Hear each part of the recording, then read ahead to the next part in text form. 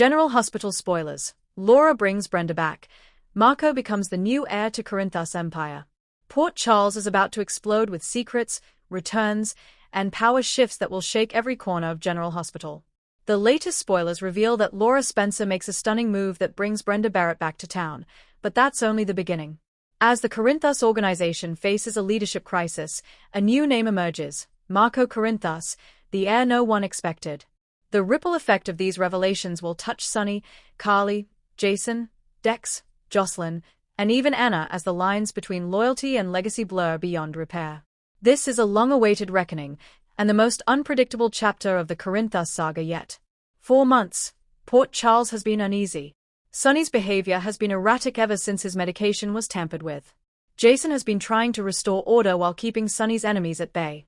Carly has focused on rebuilding her life after losing control of the Metro Court, while Laura has been quietly gathering information about strange movements in and around Port Charles, particularly the rise of a mysterious name, Marco.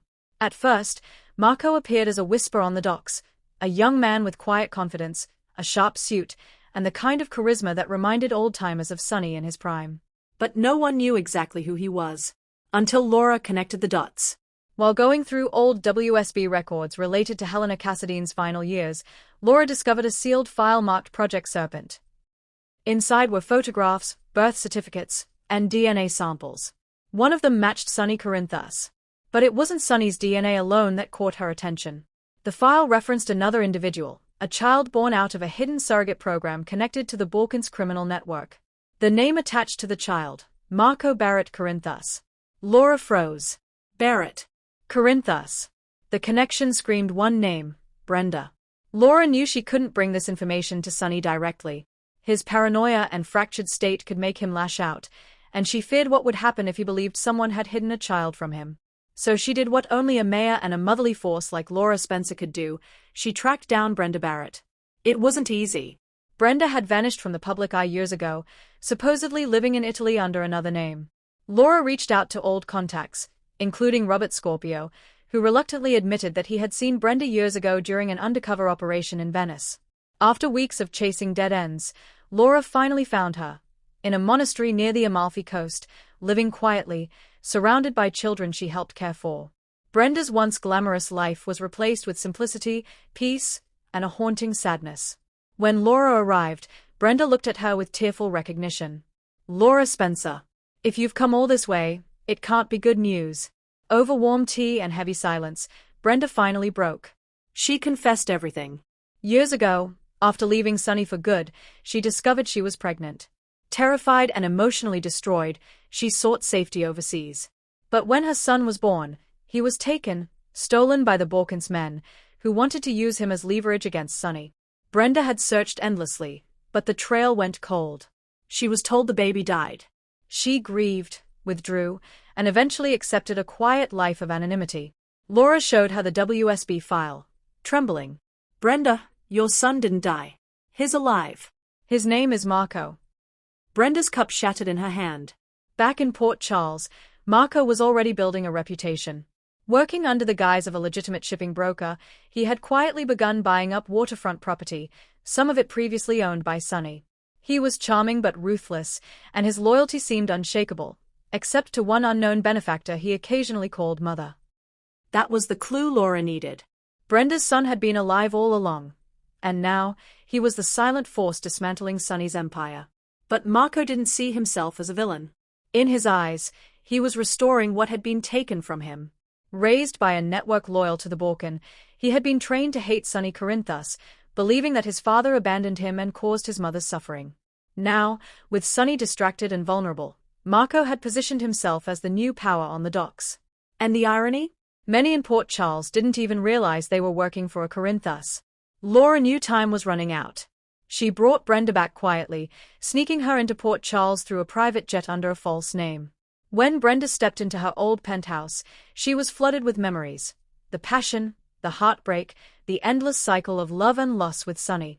But this time, her purpose wasn't romance. It was redemption. Meanwhile, Jason grew suspicious of Laura's movements and confronted her. When she revealed the truth, that Brenda's son was alive and running parts of Sonny's organization, Jason's world shifted. He's the heir, Jason, Laura whispered. And he doesn't even know the full story. Jason knew what that meant. If Marco learned Sonny was his father, it could either destroy the Corinthos name or save it. Sonny's empire had been shrinking for months. His enemies were closing in. But when Brick brought him intel about a man named Marco buying up Corinthos fronts, Sonny's instincts kicked in. He ordered a meeting. When Marco walked into Pozzuolo's, the air turned electric. Sonny looked at him, sensing something strangely familiar. The eyes, the stance, the quiet authority. "Who the hell are you?" Sonny demanded. Marco smiled faintly. "You already know." Jason intervened before things could escalate. He called in Laura, who convinced Sonny to listen before reacting. When Brenda appeared in the doorway, Sonny's world shattered. She looked radiant yet haunted, every step heavy with years of silence. "Sonny," she said softly, tears brimming, "this is our son." The room went silent. Sonny's hand trembled as he looked from Brenda to Marco. "That's not possible," he whispered. He died." "No," Brenda said. "He lived. And now he's come home, whether you're ready or not." Marco's expression hardened. "Home? I was never given a home. I was given a name, a purpose, to take back what my father abandoned." Over the next days, Port Charles became a battleground, emotional and territorial. Sonny wanted to make amends, to show Marco the truth of who he was, but Marco had already inherited more than Sonny's DNA. He had his fire, his ambition, his darkness. Carly warned Sonny that Marco might not want peace. "You can't reason with someone who's been raised to destroy you," she told him. But Sonny couldn't give up on his son.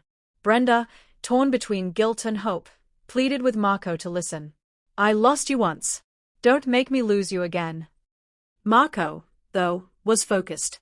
He had a plan to legitimize the Corinthos name by removing its criminal roots. But in doing so, he threatened everything Sonny built. Jason stood in the middle, trying to broker peace. But deep down, he feared that the blood feud might end only one way. As chaos unfolded, Laura saw something others didn't: Marco's potential. Beneath the resentment and fury, he had Sonny's leadership and Brenda's heart. She believed he could be the future of Port Charles, a bridge between crime and order. She arranged a secret meeting at the Metro Court rooftop between Sonny, Brenda, and Marco. Under the night sky, with the city lights reflecting below, Laura urged them to see what was at stake. "You all want the same thing," she said. "A legacy worth saving." Sonny looked at Marco. "You're my son. Your family. Whatever you want to build, we can build it together." Marco's jaw tightened. "You want forgiveness for abandoning me." Sonny's voice broke. "No. I want to earn your respect." Just as peace seemed possible, a new threat emerged.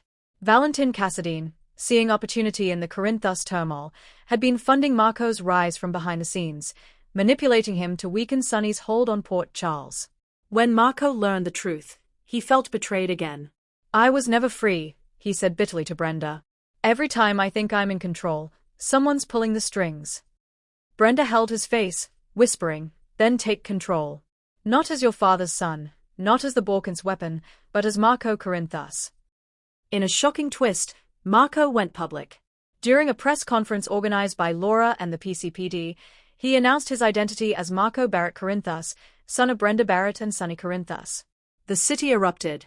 Reporters flooded social media. The Corinthos name, once synonymous with crime, suddenly carried the possibility of transformation. Sonny watched proudly, even as tears welled in his eyes. "He's stronger than I ever was," he whispered to Carly. Brenda, standing beside her son, finally felt peace. The life she thought was lost had found its way back. Marco promised to lead the Corinthos holdings into legitimacy, focusing on charities, youth centers, and rebuilding communities, a vision inspired by Laura's faith and Brenda's heart. But behind the scenes, Sonny's old enemies weren't done. Valentin still had one last card to play, and Jason knew the fight was far from over. As Port Charles adjusted to the new reality, the dynamics shifted. Carly and Brenda, once romantic rivals, found themselves working together for the sake of the family. Their conversations were tense but honest, two women who had loved the same man but now loved the same child in different ways. Jason, meanwhile, became Marco's quiet mentor, teaching him the realities of power and survival. "You can change things," Jason said, "but don't forget who you're fighting." Laura took a backseat, satisfied that her intervention brought light into the darkness once more. She knew she'd done the right thing, but she also knew peace in Port Charles never lasts. As winter approached, ominous signs appeared again. Shipments intercepted, surveillance feeds hacked, and whispers of a Cassadine retaliation. Valentin, humiliated by Marco's defection, wanted revenge. In one chilling scene, he told Nina, "If the Corinthos name rises again, it will rise in ashes." Meanwhile, Marco began noticing patterns, strange movements in Corinthos warehouses, encrypted messages referring to Project Serpent 2. It became clear that the same program that created him was still active. And this time, its next target wasn't Sonny. It was Marco himself. In a full-circle moment, Sonny and Marco teamed up to confront the new threat. Side by side, they stormed a Cassadine compound near Spoon Island, with Jason and Anna's tactical support. Sonny, despite his health struggles, was fierce. Marco, tactical and calm, mirrored his father perfectly. When they rescued kidnapped allies and uncovered files proving Valentin's continued manipulation, Sonny looked at Marco with deep pride. "You've got your mother's strength," he said quietly. "And my fire. That's a dangerous mix." Marco smiled faintly. Maybe it's exactly what Port Charles needs. Brenda, now back in Port Charles for good, visited the chapel at General Hospital, the same place where she once prayed for Sonny's life. This time, she prayed for peace for her family. Carly joined her. "I never thought I'd see the day," Carly admitted, "when you'd be back, and I'd be glad you were." Brenda smiled sadly. "Me neither. But I didn't come back for Sonny. I came back for our son." Carly nodded. "Then you're exactly where you're supposed to be." Laura watched from her office window as the Corinthos family, for once, seemed united. In her journal, she wrote, "Sometimes the past must return for the future to survive." Brenda's return healed wounds we thought were permanent, and Marco's arrival gave the city a new kind of power, one born not of fear, but of purpose. Port Charles has a new heir, and perhaps, a new chance. But as she closed her journal, her phone buzzed. A message flashed from an unknown number. "Project Serpent 3, initiated." Laura's face went pale. With Valentin regrouping, Jason planning defenses, and Sonny trying to maintain fragile peace, Marco stepped into his new role as the official heir to the Corinthos name. He wasn't his father's shadow anymore. He was his own man, determined to change Port Charles forever. Brenda, standing beside him at a charity gala for children's mental health, whispered, "You've done it, Marco. You've made the name Corinthos mean something good again." Marco smiled softly. "It's just the beginning, Mom." But as the lights dimmed and the camera panned out, a figure watched from the balcony, holding a file stamped Cassadine. The war wasn't over. It was just evolving. In the final scenes of the arc, General Hospital closes with Laura narrating. Every generation of Port Charles has faced its reckoning. From Spencer to Cassadine, from Corinthos to Quartermain, the battle for redemption never ends. But for the first time in decades, hope doesn't come from the past. It comes from the heir who rose from its ashes. As the camera zooms in on Marco walking through the docks, Sonny's old territory, his voice overlays softly. "I'm not the king my father was. I'm something new. I'm Marco Corinthos, and this city is mine to protect." Laura's courageous decision to bring Brenda back didn't just reunite a family, it reshaped the balance of power in Port Charles. Brenda found closure. Sonny found redemption. And Marco became the symbol of a new era, the heir to both love and legacy. But this is General Hospital, and as fans know too well, peace is always temporary.